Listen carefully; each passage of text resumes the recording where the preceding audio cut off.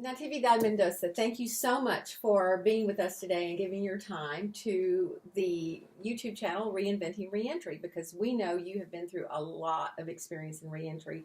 You've had a really tough life. I know this from spending time with you, and yet you give back to your community every day. Nice, but how do you measure your success personally? You work with young men and women all the time that are getting out of prison and going back into the community. How do you measure that success? So it's really hard to measure that because the world measures in one way, and God measures in another way, and according to what I have to do, to satisfy the worldly perspective. Is I got to get results, people to stay out of prison, people to stay in jobs, or get in school and stay in school. But for me, a success story is somebody who can learn to get up. Who can find his or her way in the world as it stands. And somebody who can learn to have hope and believe in themselves as they stand, where they stand. That belief in yourself is really hard, because they sure knock it out of you in prison. They knock it out of you in the world. It's in the system thinkings. They just go around. I walk around South Phoenix, and people don't know who they are. They believe they are who everybody tells them they are. Mm-hmm. They're either black, or they're Mexican, or they're poor, or they're gang members, or they're so they have labels. They have labels. Or even their job is their identity. But they're not confident in their own skin, who they are. So Natividad, what would you? This is something that I think about a lot as an ex-prisoner myself. What would you like, as we end this interview, what would you like the community to know about people who get out of prison? You and all the rest of us that get out of prison, what would you like the community to know? If you could stand up and have a TV show and tell them. So first of all, it's a difficult position to stand in, because a young man or woman coming out of prison without the right tools, a lot of times is not going to have the ability to perform in the way they're supposed to perform. So it's hard to defend that cause at that moment with their actions. I won't defend anybody's negative actions after they get out of prison. Now, what I would love the community to do is to get involved in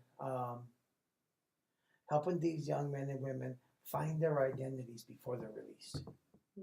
See, because if a person knows they have value before they're out, then they can get out and have that true hope that can help launch them towards a positive future.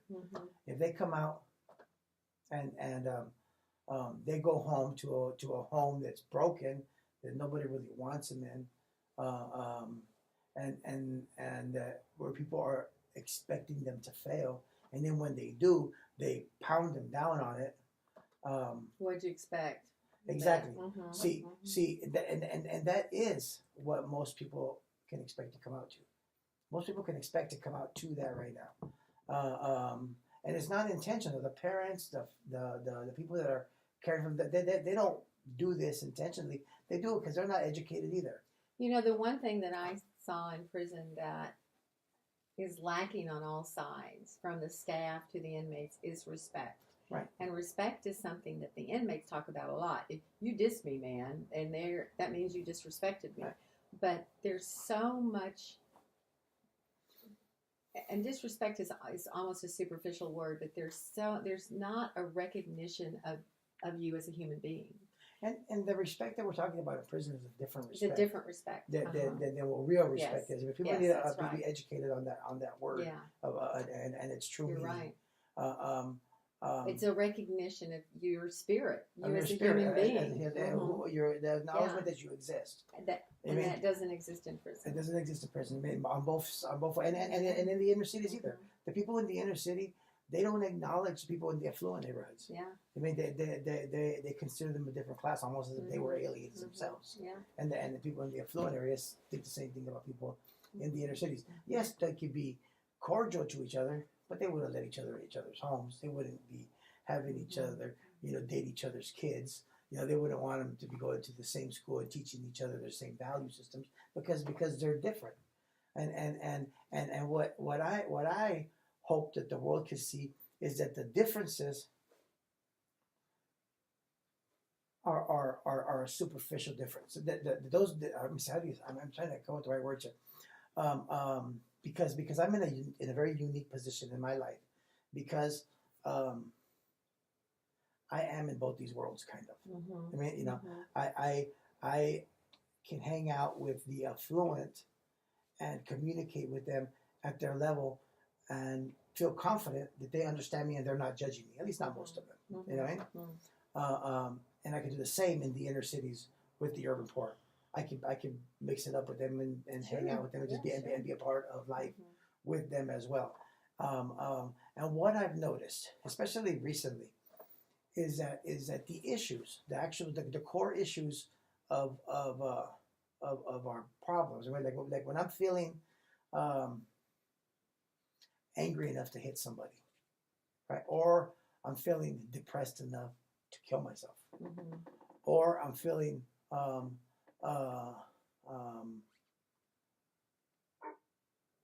lack of motivation, to the point where I am unfunctionable. I can't perform to the expectations of my community. When I get to these moments, right, me myself, right, Natividad Mendoza, when I get to these moments, right, my emotions, my feelings of desperation are exactly the same feelings of desperation that somebody affluent is feeling. That gets to those places in their life through a different set of circumstances. It's finding the common ground that we have to be able to be vulnerable together.